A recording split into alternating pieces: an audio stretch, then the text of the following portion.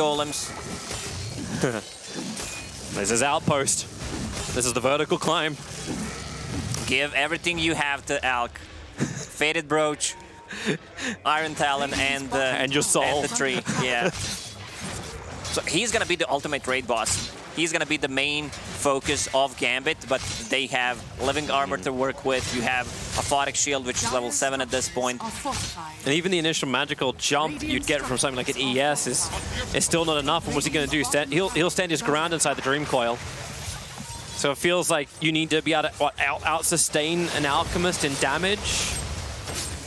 At least this is a nice approach from Dream. Make sure he burns through the living armor so Tree and Protector just can't keep this tier 1 tower alive. This allows them to at least potentially control that bottom outpost. But it comes at a trade-off of their own. Mid lane. The problem is they don't have any kind of burst damage, and there's a lot of sustain from Pandas. Yeah, mid tier 1's real low. I think it's actually within deny range, but they want to get it back up with living armor. Meanwhile, Moon and Bryle having the time of their lives up on the top lane. No one is contesting this. Illusions will not be that effective against the Radiance Miss. Bryle also working towards his Maelstrom. Rupture's out. Bryle's having some trouble. He'll have to walk himself out of the bottom right. That's not going to happen. Static Storm as well as Shield. Bryle begins his TP out. And the stun. FNG's too far away. The Echo from Excess Vampire. Not on time. Nope. So they traded one big ulti for another. They're going to get a kill on Moon Meander with the coil. Not what they wanted, though. They wanted a lot more than this. Just a kill here and there doesn't mean you can cross the jungle and contest the Alchemist. One issue that Pandas will have in the mid game is trying to split push, dealing with the Naga split push. They don't have the best heroes. Love me some jelly. Are we going to start talking about cakes again? No! Toby, you promised no cakes. No! Just jelly by itself. That's royal. And they're bringing more support to the bottom lane now. Tier 1 towers. Pandas are looking. With Moon and AUI behind him. You don't have the Static Storm up just yet. But they still know they've got enough get-out-jail-free cards for a Viper to pressure the tier 1 tower and ensure no outpost shenanigans. Naga is keeping up with Alchemist farm. And here it comes, 13-minute Radiance. It's time to group up. You can see the drawing on the minimap. Let's go. They want to take a tier 1 tower on.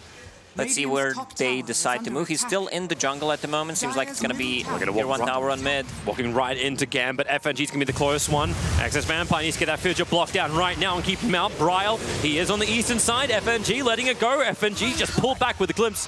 Cancelling off. Dream does have his Mana Star ready to fight. GPK nearby too, but who do you want? Envy with that fresh Radiance. Sitting in the middle of the engagement. Fidget should be back up again. Moon Meander caught in the back lines. Dream able to do that, just letting his illusions finish the job. As Envy has the Concoction Stun ready to go, uses the illusions to get rid of it, so no self-stun. But this was Pandas looking to initiate, but it was the top tier 1 tower that was being pressured by Shashlo. The thing is, they don't have a good hero against Puck other than Disruptor to actually kill him. So what he's going to do is just going to be split pushing, buying time, trying to delay this push as much as possible. And Naga has that Manta style, so more illusions, more split push to deal with. It's going to be hard. I don't think they're going to be able to hit their timings. And also, Disruptor, he needs to save that ulti to either kill the Puck or Naga. I think the primary target is Naga here because she's going to cancel the whole fight with her ulti. Thinking about Song of the Siren. AUI is staying on top of him for the moment. Wait out the wall. Keep the run going. But the illusions cause the issues. Now that you're kind of mentioning it, oh, Tree, is he going to be okay down there? Fissure block is holding him in position. Excess Vampire keeps the chain stun up, allowing Dream to get all that damage in that he wants to. And you can see Gambit, they want to keep fighting. They're looking for more. But it's dangerous to move that close to the tier 2 tower. As long as you can delay this Alchemist, I mean, it's I'm not going to call a single core lineup because Viper can't scale, but it looks like an all-in. Dire are scanning. Like post 30-minute mark, I'm going to say that Gambit is going to win. Really? Still feels like at least the D push should be good, depending on the itemization as well for the Viper. always feel like Viper can just clean up waves so quickly once he gets leveled.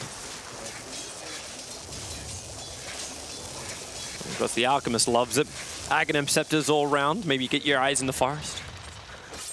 Radiant's bottom tower is under attack. I mean, they can scale. Yeah, if this game drags. In this patch, we don't see too many long games, even during the one esports.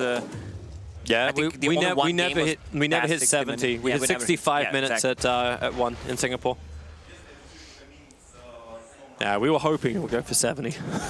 We wanted to see those tier 5 items. It just doesn't happen though. Radiant's Like bottom there's too many ending ways, and now Glimpse, whoop, Excess Vampire, pull back in again. He really doesn't want to die. He's so close to getting his Blink Dagger. Hilariously enough, doesn't go down that much money, a lot of it being reliable gold. Tier 1 tower on bottom, that living armor, sorry, tier 2, does not survive very long, fortified. even fortifying it up. Dire's middle But Shashlo is ready to fight too. The tier 1 tower in mid lane is looking to be the trade-off as Crystal Maiden being hunted. She's going to get Glimpse back in the mid lane. And FNG does as much damage in return. And tier 2 tower still goes the way of Dream, and that tier 1 tower mid, not a lot of damage has been done to it. It's down by 50%, but the rest of it will now come.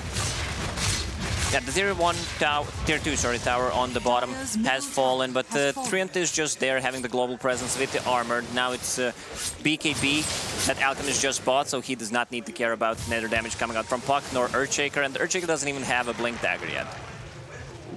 I'm really loving the way that Dream is always sending his illusions to the mid lane. Like Pandas are pushing mid. All right, what are we going to do? Take out all the cams that are nearby. Do not let this Alchemist have any kind of space, and you can just do this with no risk to yourself. Now it's go time for Gambit. They have Blink on Earthshaker. They just want to finish the Diffusal Blade on Naga. She also picked up one item, Ring of Aquila, huh? Not too bad. You'll take it. So is it, like, does Radiant need to push?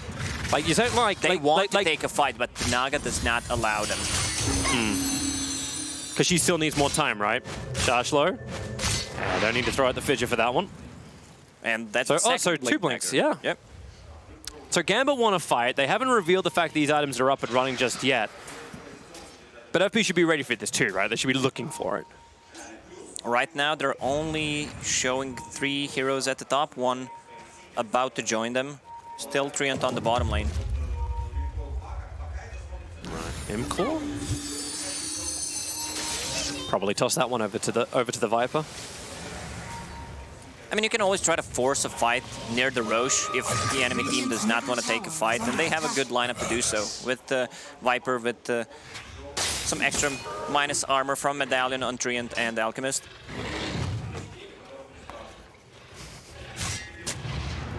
Just under 16-minute buy time for the Maelstrom. Not too shabby for a Bloodseeker who really would like to be having himself a fight, but this smoke movement from Gambit is well off the mark. Now Pandas will try one of their own, all 5 heroes together. The outpost on the top has been taken up. But who do they want to go on? There's still Illusions checking out, and FNG. Oh, you are so happy if you're Gambit on this. Like, FNG can die every single day if he reveals a 5-man smoke gank. But look at the TPs coming. Pandas, they want the north. And Gambit will take the south. Quickly, Puck moves down there, making sure there's a split push going. FNG will take that trade anytime. Smoke for his death. Oh my god, Envy gets so much money from just, like, he got 2 stacks. Like 2 stacks inside the Dire jungle, and he just went up. I think it was like 1,000 gold. A little bit over 1,000 gold. Man, Bryle. Dream showing he's got a lot of damage to give. Diffusal Blade is ready with the Mana Style, even the Broomstick backpacked. While AUI in deep. Does someone have some reveal? Yeah, he's just putting down the GG branch to give him something extra to run through, but their Sentry was down, running right into the already planted one with the extra silences. AUI would also fall. While in mid, it looks like they're still trying to initiate 2. Dream doesn't want to give this up. Moon puts down the ulti, but look at him die. Dream doesn't even care. His illusions get tickled. I have 2 questions for you, Toby. Was that Viper, was that Disruptor? Because they just disappeared, man. Dream at this point was it just an illusion? So strong, yeah. Yeah, just got punched in the face. I think they missed their timings. They couldn't group up, even though it's only 1k lead for Gambit. When you're playing Alchemist lineup, if you're not 5 to 10,000 gold ahead, you're not ahead. Well, it's when like you see lineups like this, like they start to just kite out the Alchemist, right? Like you're able to ensnare, you're able to frostbite, you rupture him, you control him, but then deal with everybody else. If they don't have the farm, if Alchemist is taking it from everywhere on the map, you put everything into this guy, but if you can't deliver the effective net worth, then it's not effective. It's the same concept as when you're playing with Tinker in your team, where he takes all the farm on the map and then dies 1-2 times, and suddenly the game just feels over. Yeah. That's why I'm interested to see, like, just how much more influence Envy's able to have. Like, if it's Gambit trying to kite, like, if we look for the 4 stars, if we look for maneuverability, if they just feel like what they've already got is enough. Like, he's building in for the Assault Cuirass. So he is being the fighter. It's a normal item build for Eternal Envy, but I don't know, like Blink, like obviously you don't need Blink and Abyssal, like something along these lines that's able to let him be forcing an engagement from Gambit to make them target him. Is that possible? They don't have a hero to initiate a fight with. The only thing is Glimpse back. Yep. You don't want to waste a slot on Blink Dagger on Alk at this point. You almost need to have like a clumsy net on AUI, and then like this will be a better way to initiate. Because Bra will only get a little bit of slow out, and then you could just reset. But we still haven't seen a single song. So even if Pandas do start this one up, what do we got? That's a very long glimpse. Excess Vampire pulled back in again. Just trying to keep the chains done so we get some time to blink, but with the Thunderstrike on top of him. Hard to get. 5 seconds before Glimpse is back up again in GPK. I wouldn't wave at him. If he can see you, into the wall, into the trees, that's a very long glimpse, all the way back over towards Eternal Envy. Quick little silence over on Snaking. Dream Call thinks about committed from Sharshlo with the 3-man silence as well as hit. He'll drawn himself away. GPK caught out. Rupture also making his play, but GPK trying to get back to the tier 1 tower. Under the blood right there, really diving in. Envy wants his kill, but the BKB just protects the Bloodseeker for so long. It was AUI who was ruptured up. No, couldn't see him in the trees. But I'm not gonna say wasted, but they invested a lot of time to get a kill on Earthshaker. It's gonna be a tier 1 tower, and look at the top lane. Yeah, it's the trade-off. Siren just trading the tier 1 for tier 1 tower. Also illusions spawning on top. They're gonna need BOTs on one of the heroes, but the question is who wants to buy it, and yeah, you have BOTs, you want to be at that lane where Naga Siren is, but she threatens a kill on you. So there's just one ensnare, you're done. This is starting to feel like a 50-minute game, where Gambit just... God, that's a full butterfly. Sorry, Toby. No, you're all good, man. Like, the Naga's just getting so huge that no one could really deal with it, but it doesn't also feel like Gambit have great high ground pressure. They need to win a fight against fighting Pandas, which means they need to get through everybody, but why do that? You can just accept the status quo. Yeah, the kill count's pretty low, less than a kill a minute. That's very unusual for Dota. And you just split push it. BT's up for Puck. Like, he's ready to do this exactly the same thing. We're really not in split push meta, but in it feels like it could work. Yeah, but like if this is the way to win. Soloing Roche 23 minutes in, not too bad. So this is a way like maybe they can get up, where Dream is just so damn huge and you just giving him 2 lives. So you either take out the remaining outer towers or force a fight, or you think about breaking the high ground. They will definitely try to take a fight now. With that Aegis, I mean, even without it, I doubt they can still take out Siren before she can get her spells off. Because there's no burst damage on Pandas at this moment. Look at Shashlo's just like taunting AUI. He's like, I don't even care where you are. Because he knows he's on bottom lane. Like, this is what AUI did best. Remember when we always play like the Linas on the side lanes? Yeah. Like, I'll play the very rogue guy that just goes, sits in the tree lanes. He has Shadow Blades or Glimmer Capes back then. Now he's got Tree Protector, which is, well, OP for movement. What, plus 1 mirror image illusion. All right. Let's make more Nagas. They're already having issues with dealing with those illusions. Alchemist bought Maelstrom. Like, he wants that Mjolnir for extra procs. Well, he needs to be the clearance, right? Like, it's not like he's going to be able to Battle Fury. So he needs something a little stronger that can progress. I mean, I believe he picked up the Cleave talent on level 15. Yeah, that'll work.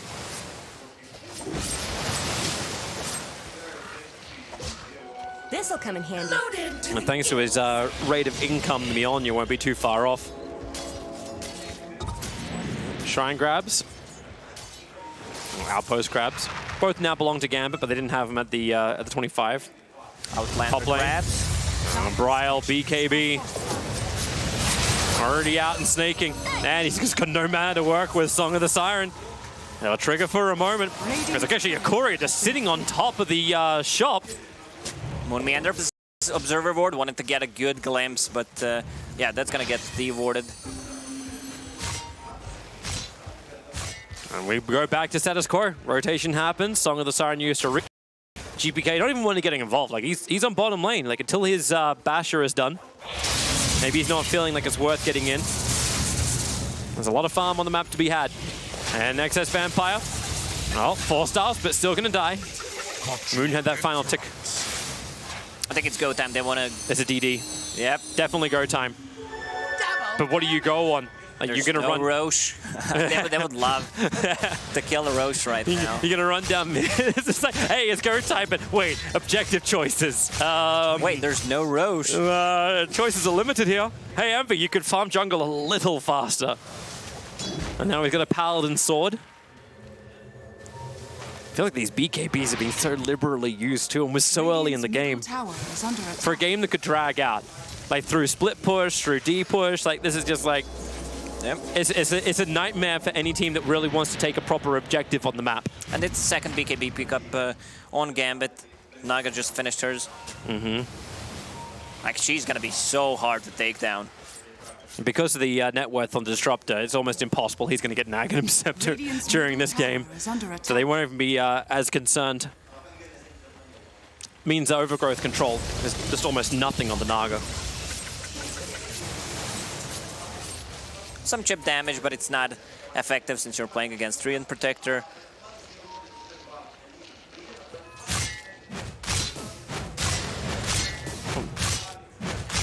I want to see a team fight, Dobie. No, not allowed it.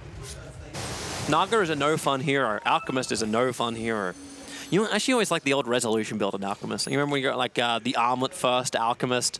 You get like yeah, it was like I think it was like Armlet Blink into Abyssal. No, so it's like full-on mass stun. No acid spray, just max stun. Yeah. I was like, yeah, we're combat boys. All these illusions just forcing AUI off the bottom lane. This is when I don't know how you leave your base properly. Like, who can deal with this? Like, is this what everyone, we came to? Is